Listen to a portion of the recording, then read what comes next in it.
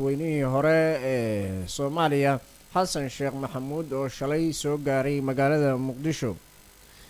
Ra'iisul Wasaaraha Xukuumadda Federaalka ee Soomaaliya Xasan Cali Khayre iyo weliba xubno kale oo ka mid ah golaha wasiirada ayaa xalay booqday madaxweynihii hore ee Soomaaliya.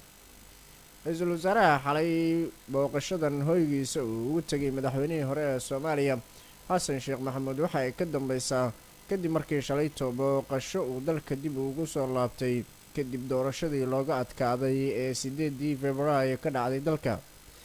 Xasan Sheekh Maxamuud waa Xasan Cali Khayre Ra'iisul Wasaaraha Xukuumadda Federaalka ee Soomaaliya ayaa madaxweynihii hore ee Soomaaliya Xasan Sheekh Maxamuud waxa uu uga warbixiyay xaaladda guud ee dalka iyo weliba guulaha la gaaray intii uu ka maqnaa waddanka.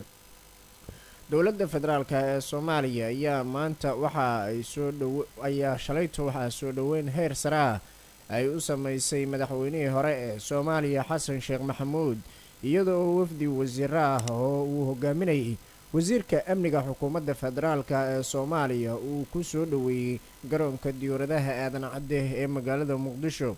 soo dhaweyntan waxaa loo xilsaaray wafdi ama guddi dowladda federaalku ay magacowday oo uu gudoomiye u ahaa wasiirka amniga xukuumadda federaalka ee Soomaaliya.